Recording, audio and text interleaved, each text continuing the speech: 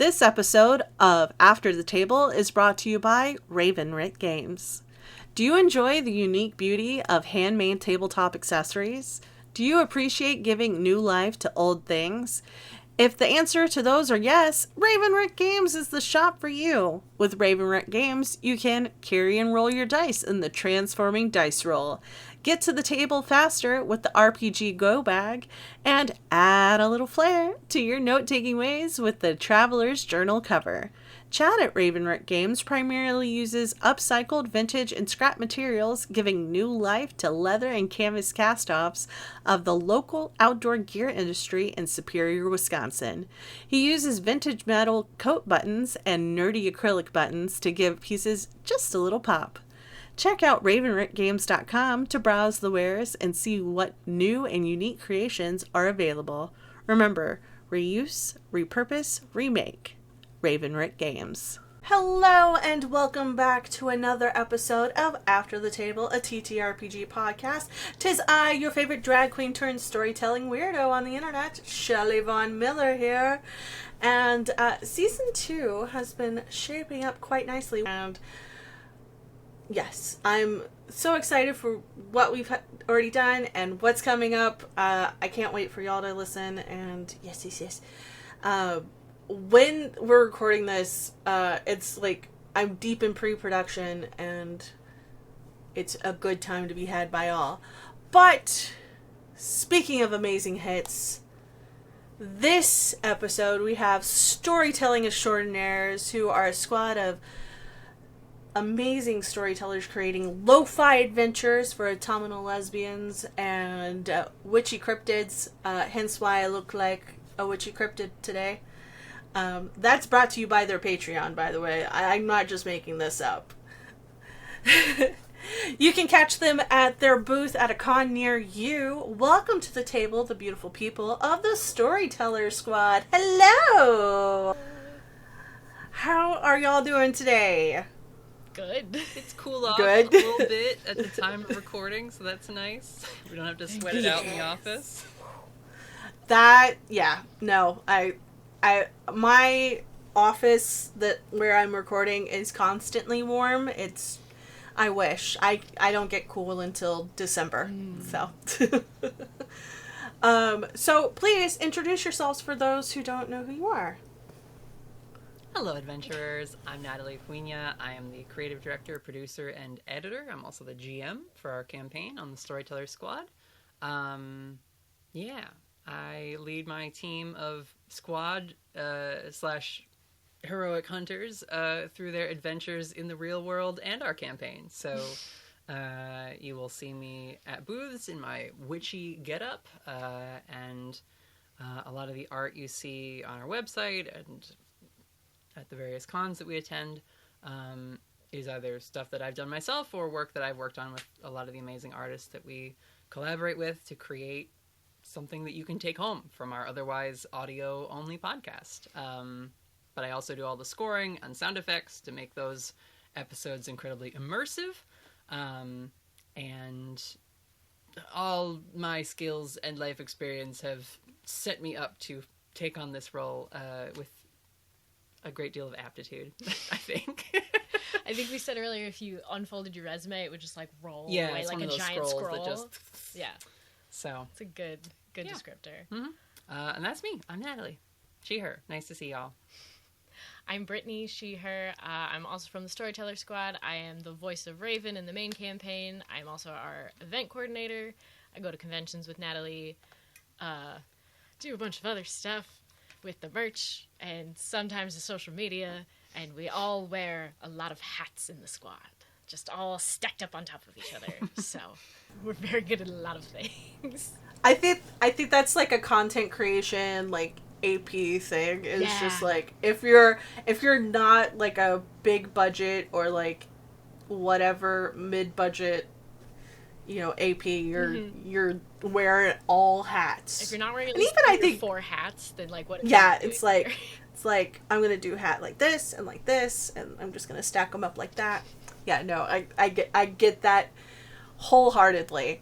And I was actually, one of the questions, and I was going to bring it up later, but okay, I was wondering who is doing all the art, because the art that y'all have, like, whenever it comes to the logo, or like the art that you have on your website, whenever it comes to characters, is just so good. I always love APs that have art for their characters, or just like a really cool like overlay, or whatever. What spurred y'all on to do something like that for your AP? Well, half of us are artists. That probably has a lot to do with it. Oh yeah, That helps. That helps. Yeah. So like, our original logo and character art was just all me. I have a background in illustration, and yeah, so I took care of a lot of like the early branding and character design, but also one of our cast members, Emery, is an accomplished illustrator also, and so in the early days when we were playing and being very excited about this new project in the midst of the pandemic, he would do a lot of fan art, and so we sort of narrowed down and got like shorthand for the characters very quickly, and like who they were, what they looked like, their like defining features. And since then it's just been, well, we have all this cool art, we got to keep it going, we got to make more, we got to have art of other characters, like the NPCs that I play, all the creatures that our characters meet and things like that. Mm-hmm. So like, yeah, I think it's just, we started as a group of artists and cosplayers and, LARP people, and it's just in our blood. We got to create. I love that. Because in cosplaying and LARP, you kind of have to figure out, like, costumes and things like that. So I'm sure y'all are, like, doing, like, figure drawings of, like, a costume that you're trying to come up with. And what is the story of the Storyteller Squad? Like, for those who are not in the know, who are, like, just approaching this or, like, just listening in, how did it get started? Why did it get started? And everything like that. You take that one. Oh, boy. Well, the story goes that pretty early on in the pandemic, Natalie wanted to play games with more people and be better friends with some acquaintances that she had, and so she kind of handpicked this group of people of like, these are all people I know but I want to get to know better, and we're all bored and sad in our homes. Do you guys want to play a game with me? And also I kind of want to turn it into a show, like that'd be cool, are you guys down for that? And we all went, sure, we have nothing else to do and you seem cool. And that was 5 years ago. And we've been recording almost every single Thursday since, with some breaks and vacations in between, but like in general once a week at least. Squad night. Yeah, it started kind of as this little like refuge to make some new friends and tell cool stories together, and after that first session I think we all separately hung up and went, wow, that was really cool. I can't wait to do that again next week. And like the rest is history. Natalie is the brainchild for the setting in the story and all that, but everyone's brought such crazy characters and like just unbelievable character choices and drama and adventures, and so it's really just this like perfect storm of all these artists and LARPers and cosplayers, and we just make a really good group of improvers and voice actors, I guess. Yeah, you have to claim that now. I know. Y'all are all voice actor and AP performers, whether you like it or not, because you have 5 years experience. Yeah, put that on your resume. Yeah. Add it to the resume. Right. I did just put it on our LinkedIn, the Game Informer article we were in for yeah. Mm-hmm. My husband was like, put that on your LinkedIn, are you kidding me? That's something really cool to brag about. And I was like, do we have a LinkedIn for the squad? I don't think so. Oh, we should, though. I think me and Emery are both on business page time. Business page time. We work for this business that definitely exists. Yeah. We should probably do that. We probably should. We're legitimately a business now. Yeah. I mean, you sell merch, you have booths at cons, you are in an article. Speaking of, like, how did the Game Informer article come about?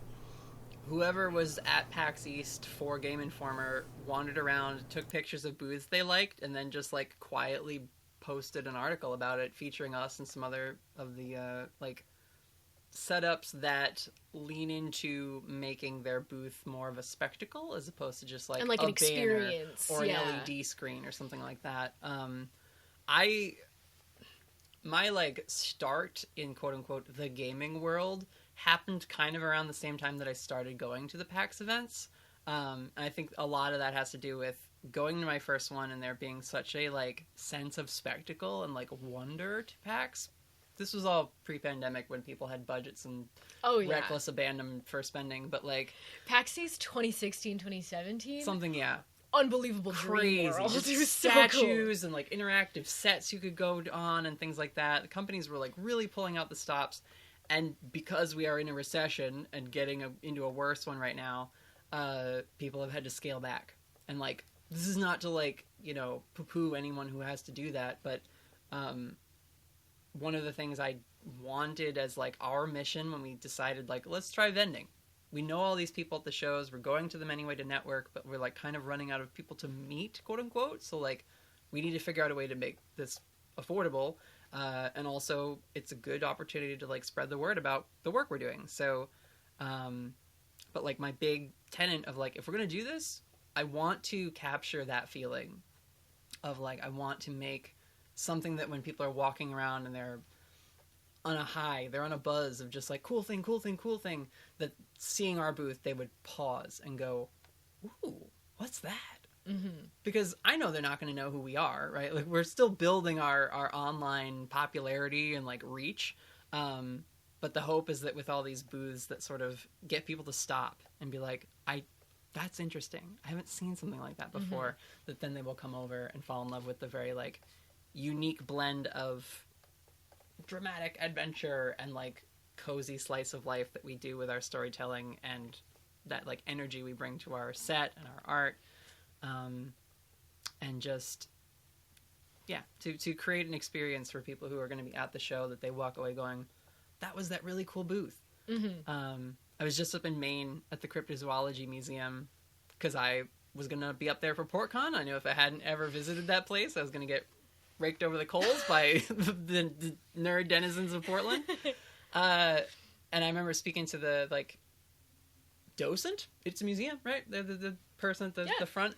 And I was just, like, talking about, like, if you need anything for your gift shop, yada, yada, we do this thing, here's my podcast. And they, like, took the card and they were like, were you at PAX East? And I was like, I was. And they were like, my friends took pictures at your booth and then pulled out their phone and showed me a picture of our own booth. And I was like, wow. That's amazing. Oh my god. The museum people know us. It's a very cute honor. If you are in Portland, it's very fun. It's worth it.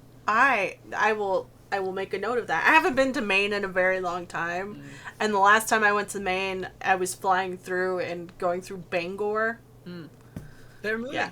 They're going to move to Bangor. Oh my god, I didn't know that. Yeah, they're changing locations. Oh, well, there you go. So, all right. Yeah. Don't go see them in Portland. Don't go see. Yeah, you heard it here first. You heard it here first. Breaking. Lovely listeners. Breaking news. But okay, so yeah, that because whenever I went, I think I saw y'all at PAX Unplugged, and I was like, oh, who are these people? It worked. Let me walk by. I was like, oh, it's an AP. I was like, I've never seen like an AP, like outside of like the big, like the big ones who have like, their own publishing company. Mm-hmm. You know who you are. Hi, Twins. How's it going? Hi, Twins. If you ever want to come over onto the podcast. But yeah, like you don't see that often, and sometimes it's just like signing. Like what can people expect to see, and like what are some things that you're wanting to add now that you've had a couple of cons under your belt doing this?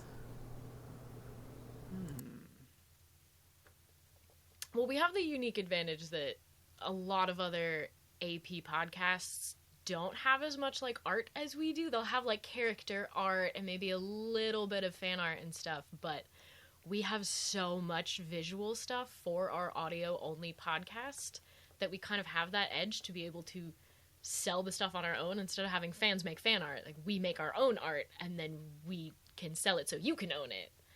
And I feel like that's a big advantage for us that a lot of people don't have. And so we just want to share that with people, whether they've heard of us and are fans or they just like cool art of cryptids and cute creatures.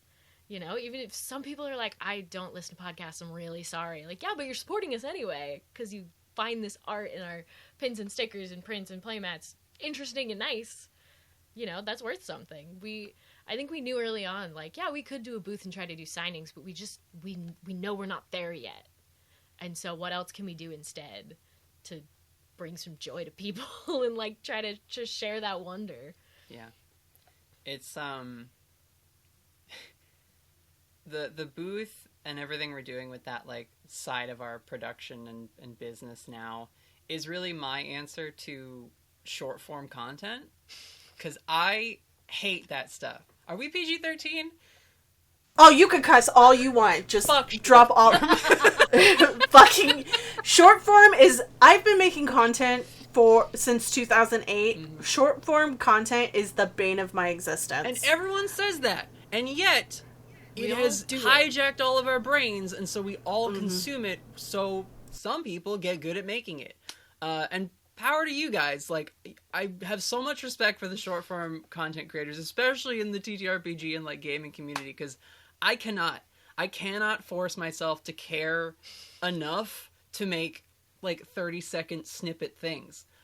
I probably could if someone chained me to my desk, but that's the only way. So, I don't know, figure that out, but I'd rather you keep designing merch. Let's keep designing merch, yeah. Like, this is our... Makes you happier. This is our answer, like, and it is way more work and way more money, but it is so much more fulfilling and feels way more... It's way less soul-sucking. It's way more genuine. Like, we care about all the merch we're making. We will spend hours agonizing over, like, this color, this decision, this design element, whereas, like... Because we're making things we want to own as opposed to adding more short-form sludge to the social media short-form sludge machines. I don't want to answer to the algorithm. I want to make the art that me and my team are, like, excited to make, and that people, the general con attending audience, also seem excited about. So, like, I know it is not the, like, you know, slow and steady dopamine drip of Reels or TikTok or whatever, but the hope is to create some highs for people rather than just, like, ooh, this is better than, I don't know, existing? Like, better than my own thoughts, I guess. Yeah, like, so that's really what you can expect from us, is hopefully you come away with, like, a really good memory and a really positive experience. And if you check out the show afterwards because you've discovered us through the art, then, like, hopefully you also fall in love with that content that we are making and providing for free, so that then when you see us the next time, you know all the characters and go, oh my gosh, it's Raven and Aiden. Oh my gosh, it's Windy the Jackalope. Oh my gosh, it's Jay the Dragon. Like,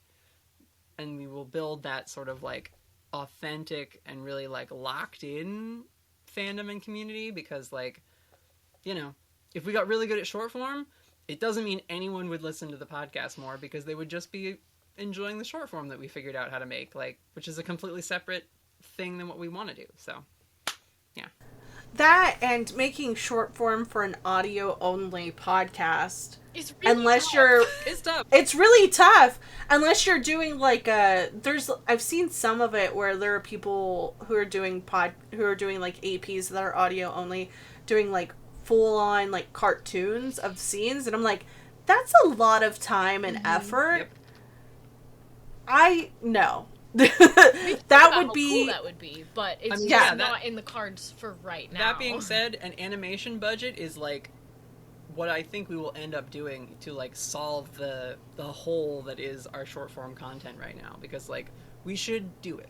I'm not saying it's not, like, smart to invest in doing that or to, like, figure out what works for you in that format, but I think animation is probably the one where, like, I could get myself to care and be excited about little animated clips, as opposed to, like, oh, I can't wait to just transcribe, 5 minutes of our audio and then post it with, like, the same backdrop or something like that. Like, there's just... with the audio, like, little waveform. little waveform and everything like that. Yeah. Just like, Yeah.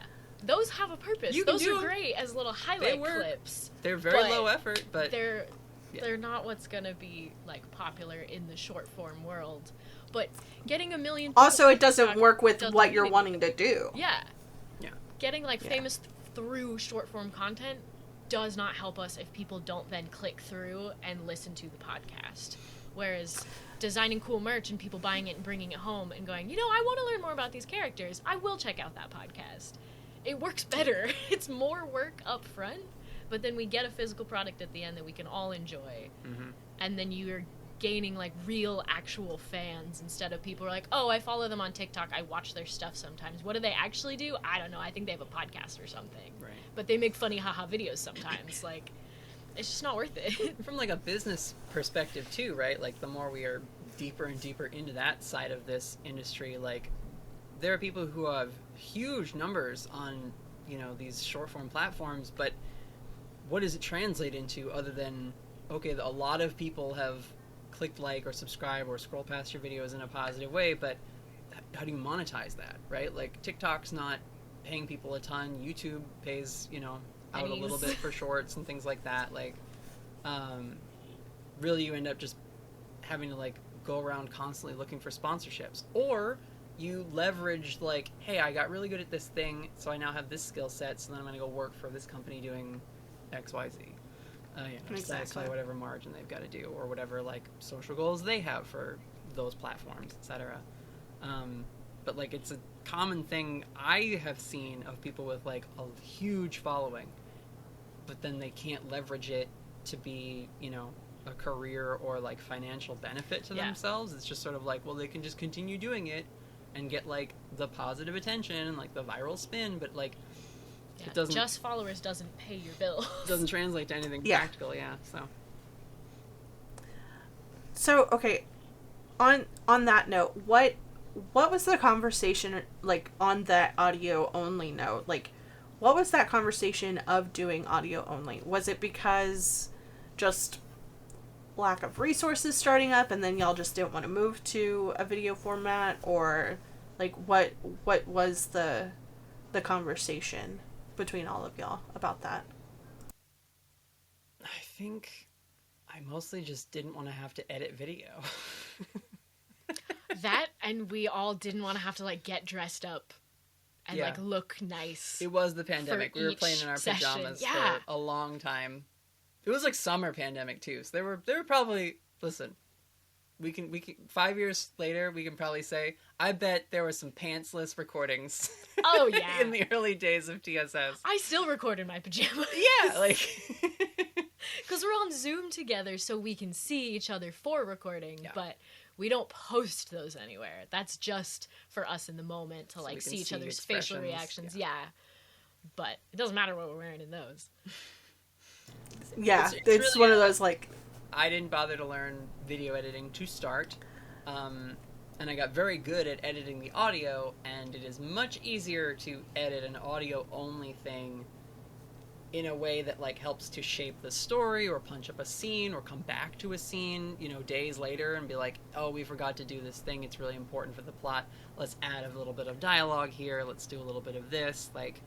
then to try and like fit that in over pre-existing video is like, no, you need a studio and like also multiple camera angles so that if you are adding dialogue, you can do it over someone sitting at the table just being like attentively listening, like and like that clip is from them on break or whatever, you know, like it is a lot easier to do the kind of storytelling we're doing.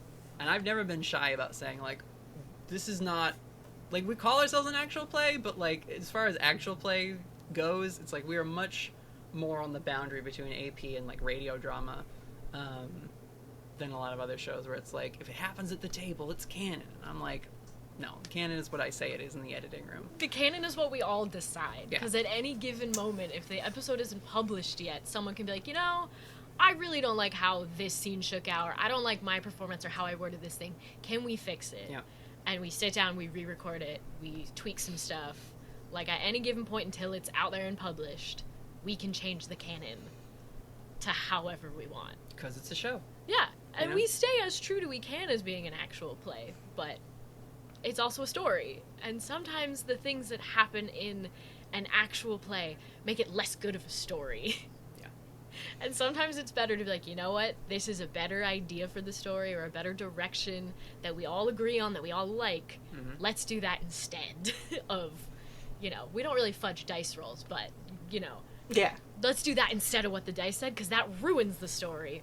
Or we could do this other thing so the story keeps going and we're all happy. Sometimes you're just really tired or overworked, and you're just like, hey, y'all, last month we ran some sessions and I'm not happy with like my performance as GM. Like, you guys did nothing wrong, but I was just not on the ball, and I'd really like to try and do better, right?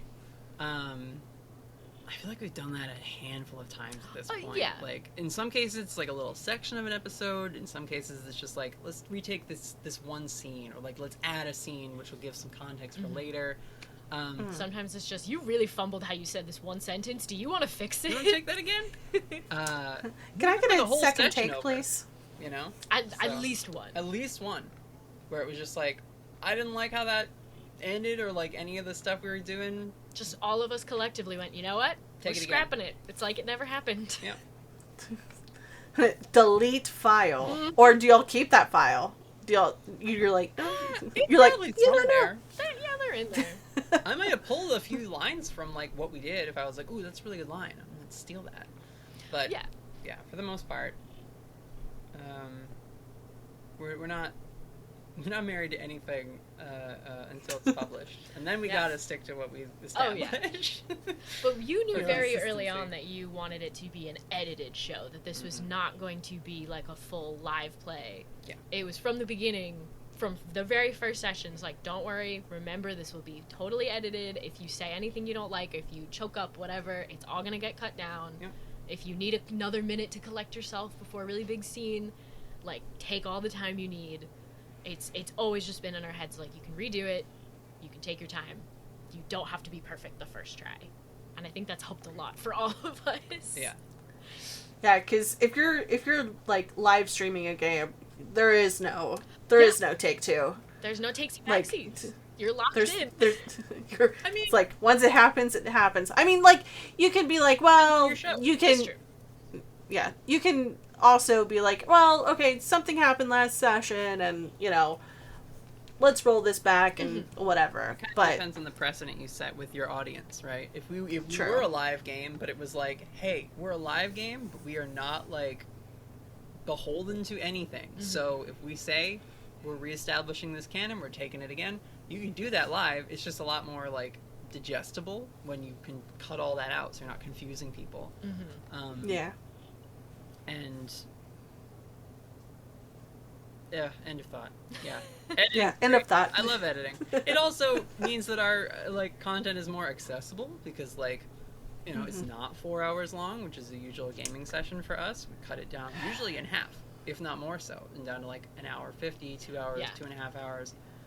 Get rid of the breaks. Get rid of the ums and ahs. Yeah. We have long episodes for like edited actual plays, but very short episodes for live plays.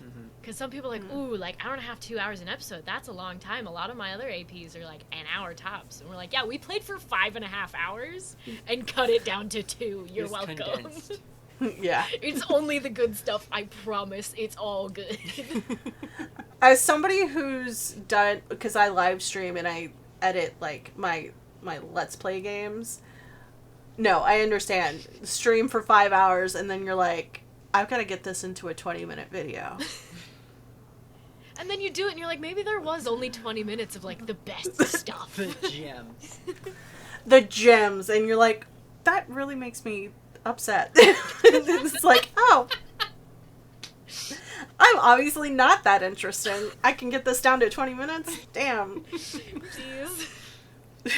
I think that having like that edited practice, it's allowed every one of my friends who, like, again, we didn't start this as voice actors and performers, but like we have gotten so much better because we had the freedom to just explore and try things and be like, I, you know, have never done a character voice, but for this one shot we're doing, I'm gonna try it and then like see where it goes. Or, I have discovered over the years of playing that I really enjoy, a little bit of tension amongst the party, and like that's hard to improvise the first time. You have to really establish trust and the ability to say like, I'm going for this right now. Let me know if I don't hit the mark, like in scene, and we have a lot of like breaks where we'll talk above table, and it's like, this is not going in the episode. This is us figuring out how to make the story, which now has sort of its own, not demands, but like, we have set up enough in the world that to just say like, it was just whatever we thought in the moment. It's like, I don't think we're kind of more accountable than that now, like our audience who has been invested in it with us for 80 plus episodes, they deserve to get like our best take at a scene. And if it takes us, a few tries or 20 minutes longer, like, that's fine, because we'll give them the best one, the reduction, the perfect song. Good soup. Mm-hmm. The good soup. Yeah. So, unlike a lot of like audio dramas, APs in the world that start out with what I like to call the big four: Pathfinder, D&D, Call of Cthulhu, and VTM, y'all are using the Monster of the Week system. Why did you choose that system? What drew you to that system? Were there any other systems that you were looking at using? Nope. It's been Monster of the Week from the start, and it will continue to be until we like finish this campaign, which we're not really close to doing yet. So we're with it for a little bit longer. I played Monster of the Week once, and immediately was in love with the system and the types of story it like leaned into telling. I've always liked modern fantasy and things like Guillermo del Toro's Hellboy movies, or Constantine, and things like that, like Doctor Strange, etc. Like magic in a modern world has always been fun for me, and so Monster of the Week just lets you do that. And ironically, it's touted as like, this is the game if you want to do something like with Buffy or Supernatural or things like that. And like, I've never watched seriously any of the shows that Monster of the Week is like corely defined around, but I watched a lot of other cartoons and other like stories about groups of heroes where every episode there's a different challenge, and so like the plot structure is the same. It's just I was never into those shows in the 90s when it was very campy to be into those shows. So our world has a little more high fantasy, I guess, than like werewolves and vampires and things like that. But it also means I get to pull on a lot of like American folklore and cryptid myths and just like legends about magic and spirits and creatures from all over the world, right? Our world I've tried to make feel as though the magical world doesn't have any of the divisions that like the mundane world of nationalities and things like that has. So yeah, I'm aiming for a more ideal world on the magical side of things. But yeah, so where was I going with this? It's been Monster of the Week from the beginning. I like other games, fine, but Monster of the Week is very easy to prep. I loved the gameplay, the one chance I got to play, and then was immediately like, I think I have found the thing that if I was ever going to make, like if I was going to take a stab at doing an AP, this system will do it for me. And I know that like there's arguments to say like, but you should do D&D. It's the popular one. You'll get more followers. And like, I don't care. I will add an incline to my, ramp of difficulty to get this thing to work. But like, I'd rather be different. I'd rather do something fresh and exciting that has all the highs and lows of a regular, D&D campaign of like magic and spells and, assassins and whatever else. But like, I there's so many groups already doing stuff with D&D and Pathfinder and, all of the other, like, I guess more mainstream games, even though it's really just those two. We can be honest. But it was also kind of Yeah. like, we could play D&D, but are we going to do anything with it that's, like, special and hasn't really been done before? Like, Right. well, not really. Like, well, there's Monster of the Week. There's a lot less shows about Monster of the Week. And we've gotten to know a lot of the other Monster of the Week shows out there. Ironically, we're, like, good friends with all of them now. Yeah. But if you line them all up, we're all kind of taking Monster of the Week in different directions. We're all playing the same game, but we're doing something different with it. Mm-hmm. Whereas I feel like a lot of D&D, you're kind of locked into this one type of fantasy world, and even if your stories are different, like, the setting's all kind of the same. And so it's nice that we could make a show and go, yeah, I don't care if we're going to be the most popular. Like, that's not what we're trying to do. We're not trying to be the most famous actual play out there. We're trying to just make a good story It already that people exists. enjoy. There's already popular ones. There's already You're people just- at the top, and we just want to be like somewhere around here where we're like able to do this. But I don't need that level of fame. I just want to live. We joke about how we don't want that level of fame. Yeah. It's scary up there. I definitely don't want to be above that. We're Yeah. safe down here. People get weird whenever you get that high. They're like, ooh. Like a little bit higher than we are, that'd be cool. Any higher than that, it gets a little scary. No, thank you. It gets a little strange up there. Mm-hmm. Yeah, because I haven't played Monster of the Week yet. It's one of those systems, it's like on my to-do list of like, I want to play this or this. But I grew up watching, I am that weirdo that grew up watching Buffy and like Xena. Xena has like a Monster of the Week feel to it. Yeah. And yeah, it's Supernatural like later on in life. But yeah, it's one of those things, it's like, oh yeah, I like the way that you can tell stories. And I've seen, like, through y'all and others that have done Monster of the Week, like, one-shots or something like that, you know, there is a way to be a little bit different. Like, you don't have to be, you know, Sam and Dean Winchester and, like, go in guns blazing. You can tell, like, a more fulfilling story, I guess. So, yeah, I like that. Thank y'all so much for wanting me. It makes me really want to play Monster of the Week. There's also, like, I watch other APs and I'm like, damn, I really want to play that system now. Mm-hmm.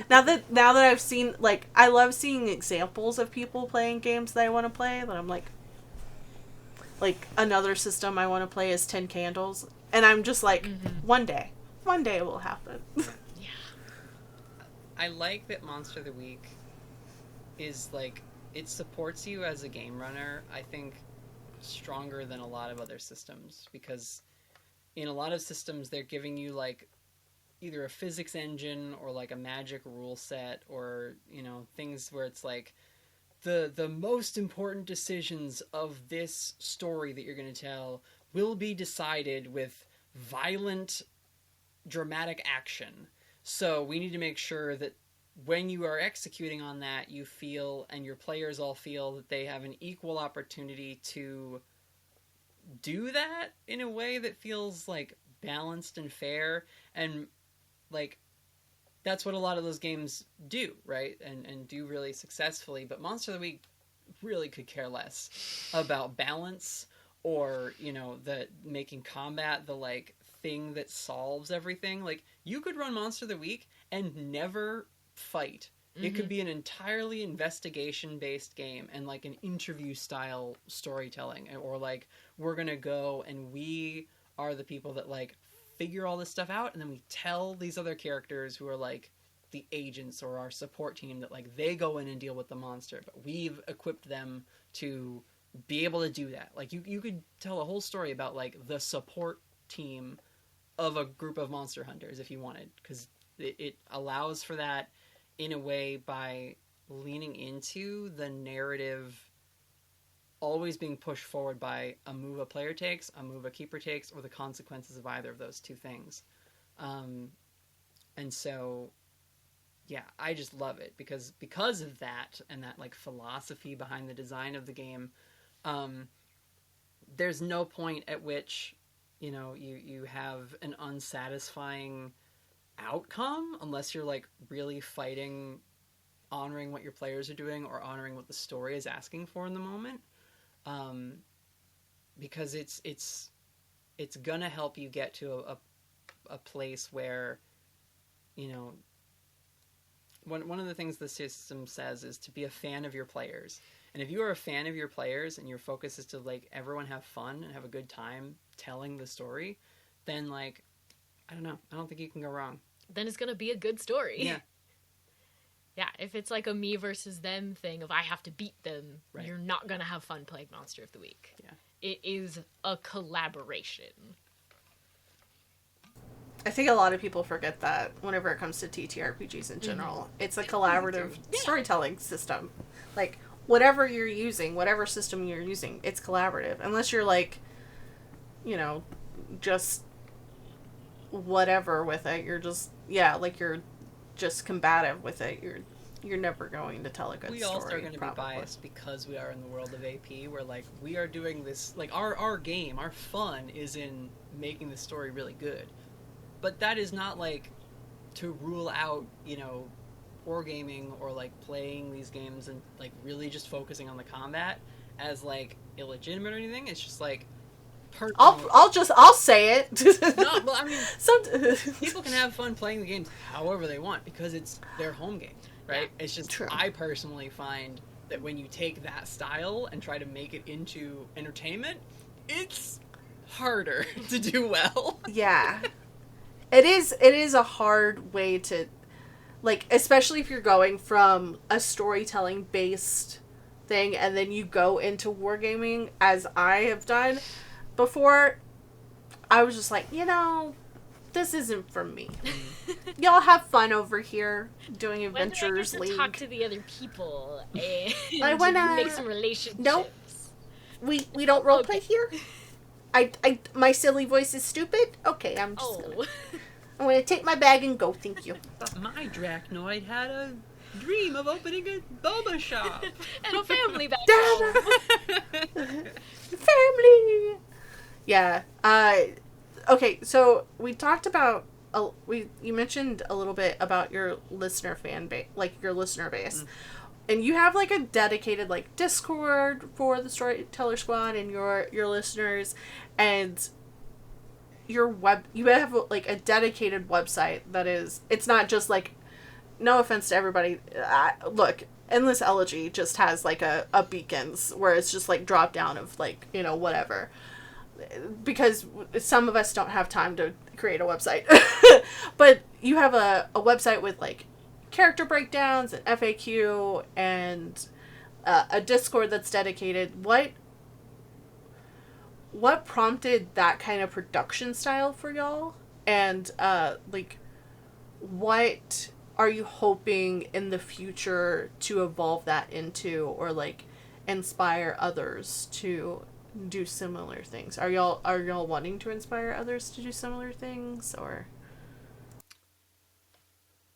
I think at least a little bit. Part of it in the beginning was we wanted to do those things because that's kind of what we wished all of our favorite shows would do.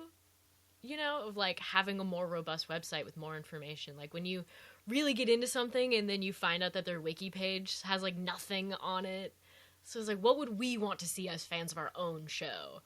Lots of information. Where do I start? Information about the players and the characters. Like, where can I find everything all in one place?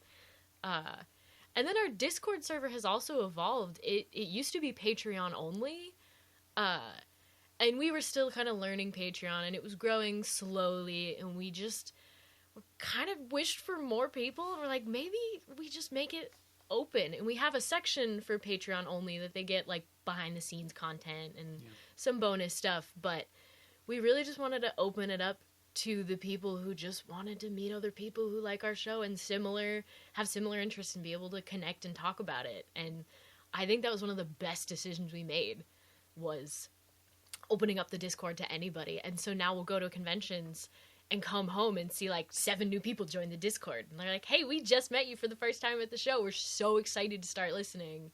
And all the longtime fans are, like, cheering, like, welcome to the show. We're so excited. Tell us when you get to episode 10. Like, you know, it's so much fun to just sit back and watch those interactions happen. Now that we've gotten a little bit more of a bigger group, that we don't all have to be interacting as much to keep the conversation going. It's been really magical just watching these friendships happen. Now some of our patrons will meet up at conventions at our booth to hang out with each other and like not bother us. They'll come say hi and then they'll go hang out. It's the wildest experience. I was about to ask, like, do y'all do meetups at cons at the booth, or is it just like a... yet, but I feel like we're reaching the point where we might. It'll get to that point eventually, I think we are at that stage now, like I mentioned before, where we're still trying to, like, build up that following so that it can, like, start to snowball a little bit. And when we start to get, like, so many fan interactions that, like, it maybe starts to cut into being able to talk and, like, get new fans to show up, then that's when I have to start talking to, like, the show organizers and be like, hey, so we need our checkout station to be a checkout station because we have sales to make, but also we seem to have enough people showing up at this event because we are here. I would like to do more with you. Like, can we get a live show happening on your main stage? Can we do a signing hour, you know, somewhere? Yeah. Can we set up a meetup for the fans in one of those big meetup areas so they have a place to gather at a certain time so they're not, like, crowding around at any given time? Yeah. It's because the question was, like, do you want to inspire other people to do the same thing? And it's like, no, but not the exact same thing. Yeah, but... I want to make it clear. Well, I want to be an example of what you can accomplish when you have a dedicated and passionate group of people all working to really do something with enough hard work and professionalism and still have fun and love the thing that you're doing, right? I think we've been at this 5 years. We're like 6 months into our first, like, real heavy year of convention vending, and it's a interesting place to be on the journey. Like, I remember 2 years ago feeling sort of similarly of, like, I don't know how much further we can take this at this current level. Like, we have to kind of evolve into something new if we want it to keep growing and keep becoming a bigger thing that we can, like, treat as a potential career path, right? And so I have been full-time since last August. After, wow. Yeah. Really coming up on a year of me, like, Whoa. being full-time the creative director and producer for this company that I've formed with my friends. And, like, there's challenges to that. There is a lot of, you know, expense and investment up front that, like, I'm probably years away from getting back. But it is also sort of that thing of, like, if it all works, then I get to do my dream job with the people I care about the most in the world. Like, okay, then it was worth it. Like, the reward is that I get to stay on this journey, and I would like to hopefully be an example and eventually reach a point where I can help other people start that journey. Because we have a lot of good mentors. I have a lot of great teachers who've been, you know, helping me through the process of, like, stepping into this role as not just, like, someone running games for her friends, but, like, a, you know, director of a huge multi-armed thing that we've made together. And so right now is sort of, like, feeling like a period of settling into our professional status and then getting ready to ramp up into, now what do we do? People know us and they respect us, and we've got a decent reputation in this space, so what do we want to do? Mm-hmm. You know, and, like, figuring that out is terrifying. It's interesting. I mean, there's all sorts of, you know, factors that affect what's achievable versus what's, like, a dream goal, you know, like, budgets and timing, and, you know, everyone else still has their regular jobs that they got to do on top of me saying, like, and then give up your weekends and your vacation days and then come hang out with me, and then after we're going to interview tonight, let's work on our merchandise. Like, it's a lot. It is a lot of work, and like, it's also a lot of, I think, admittedly, privilege goes into this. Like, you know, I don't think I come from a rich background, but, like, my family is okay.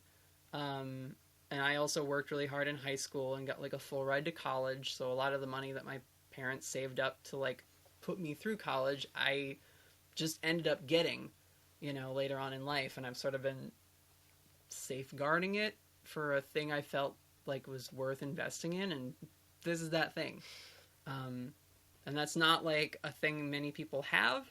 There are a lot of people that are in this space that are doing better than us without that. And like, holy cow, how did you do that? But, you know, everybody's journey is what it is. And I'm hoping to, again, eventually reach that point where I can be the person in the position to see someone else who's got that fire in them and that desire to like, to make above all else, and not to make for X reason or for X reward, but just like they just want to do the thing. And to be able to like be in a position to foster that eventually someday, I think will be the greatest, like, I don't know, sense of like accomplishing something beyond just, and then we made a podcast. Like, yeah, so. We talked a lot since the very beginning about the people who were in positions to give, like, reach down and give us a hand. Yeah. And then once we get to a point where we can do the same, we want to take every opportunity we can to see who can we now help, because we are in a position that's a little bit better and we can help them out. And it's just like starting that chain reaction of paying it forward from the people who helped you. That's amazing. And y'all kind of headline or like put together these panels at cons. Is that like the first steps of y'all trying to kind of navigate that mentor, like moving from mentee to mentor? It's kind of both, honestly. We pulled a lot of people onto our panels that are people we want to learn from, and we learn a lot being on the panel with them. And then also finding people who we think we could give them a boost. Hey, do you want to be on a panel? This would be your first time, you know, having your name in the program for something like this. So it's both. And then having those two people meet and giving them a hand. You got to get involved. And panels is like a nice way to start your journey into like becoming a member of a community. Because the industry is a community in and of itself. And then like the fans and the, you know, listeners and everybody else make up the greater expanded community. But there is a community of like people like us who said, no, I know this is going to mean sacrifice. I know this is going to mean stress and sleepless nights and a lot of challenges, but like the rewards feel worth it. You know, and honestly, sometimes even when they don't, you can't escape that drive if you got to create, and there's the story you want to tell, and there's people you want to work with, and there's, you know, experiences you want to foster in this strange thing we get to do, which is like live other lives with people. And then in doing that, we feel closer in the real world. Like, I don't know. If there is magic in TTRPGs, I think it's that. The connection part of just like connecting with other people, telling stories with other people. I think that is a magical part of just like the TTRPGs, whether you're doing it for entertainment value in like a, you know, AP, or just like at home just telling whatever story you're wanting to tell. I think that's a very magical part, which I think that's one of the reasons why I got into TTRPGs. Is just like, oh, I can tell stories just, and I don't have to like write it out. I can just like, you know, spur of the moment, whatever comes to mind. Mm-hmm. Yeah, I can live it. So, what can we expect from y'all in the future? We kind of talked about it already, but like, what are some plans? There's already an expanded universe for the Storyteller Squad. Yeah. Are we getting into different settings? Are we getting into like a whole, still Monster of the Week, but like what's the plan going forward? I mean, EXU is our chance to work with more friends that we've made, and other like professional contacts to tell stories within the world of our campaign, just moving the camera off the main characters and shifting it somewhere else in the world. So all the logic, all the like canon is still there, but it's just sort of like the base flavor, and then a completely original, you know, adventure with our guests and their characters gets to happen. And those are so much fun. They are so much work, but they're so much fun.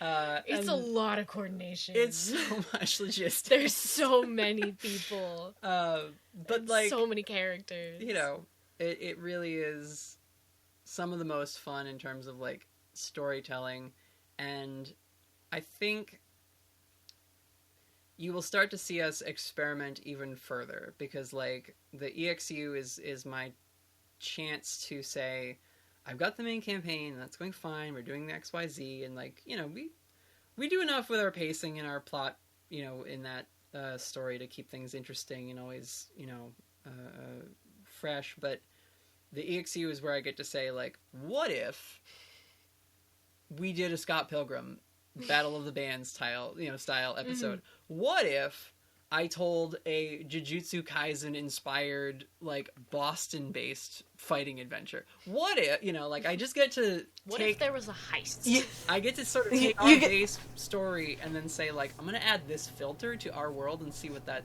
looks like.